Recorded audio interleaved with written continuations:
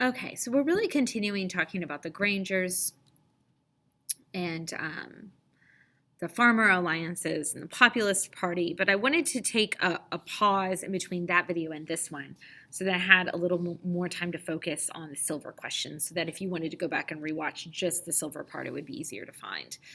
Because this can be confusing. What does the populist party mean when it calls for the remonetization of silver? And we've talked about this in reference to the crime of 73 and the panic of 73, but I want to talk about it a little bit more. So the United States had a history of bimetallism, where our currency was valued based on its value in relation to both gold and silver.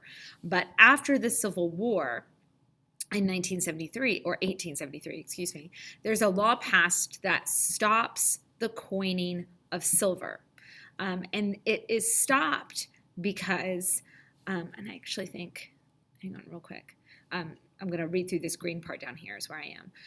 It stopped because silver and gold, there had always been a ratio, not a ration, a ratio of 16-1. The actual value of silver is actually a lot higher. But by 1873, and so by 1873, a silver merchant could sell, could make more money selling their silver commercially than selling it to the government to be minted. And so the government stopped coining silver. And so when the Populist Party is calling for a return to the free and unlimited coinage of silver, they are essentially calling for a return to the pre-1873 ratio of 16-1. But now, as in 1890, right, in 1893, where we are, there is a gold standard. There is not a bimetal standard. There is not a silver standard. There is a gold standard. So who wants a return to a silver standard, to a bimetallism?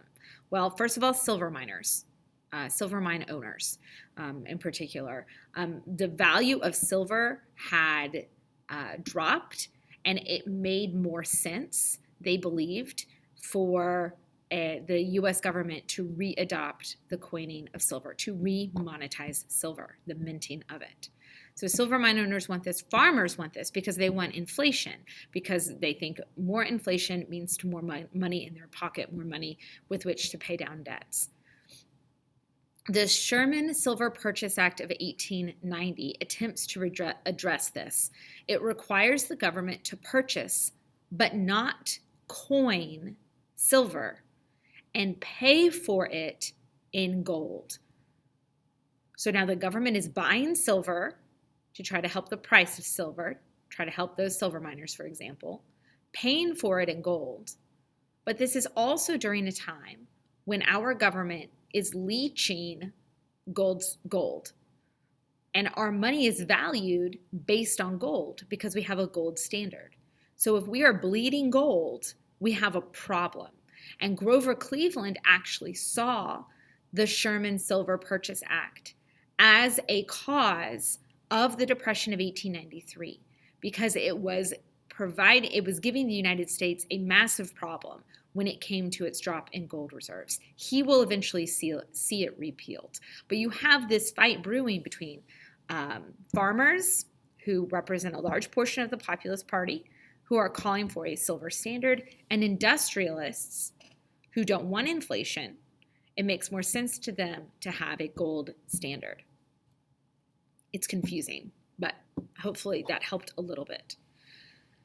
Let's think about this map, this election of 1896. And what can you tell about the election just by looking at this map? Well, first of all, let me ask you, what political party is missing here? We've got the Republicans, we've got the Democrats. But what political party was around in 1892 that's not around in 1896, at least not running a presidential candidate in 1896? Drum roll, that would be the People's Party, right? The Populist Party, who had nominated James Weaver in 1892. They are nowhere to be seen. So who is going to absorb those populist voters? Spoiler alert, it's going to be William Jennings Bryan, the Democrat in blue.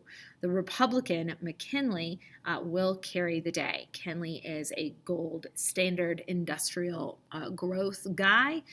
Bryan is a silver standard populist style Democrat.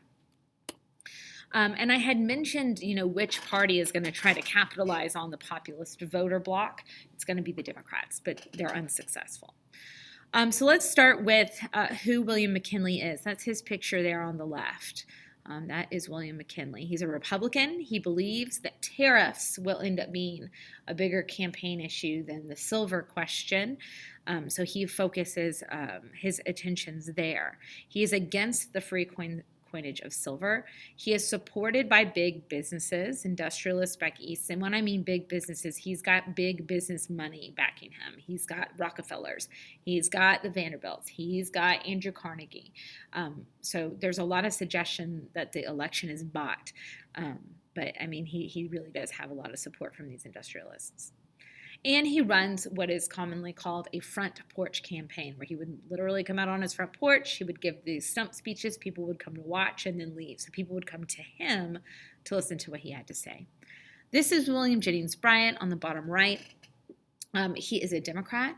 He gains the support of the Populist Party after he gives, when he's nominated as the Democratic candidate, he steps up and he gives this incredible speech. It's called The Cross of Gold, and we're going to read it in our folder as we speak.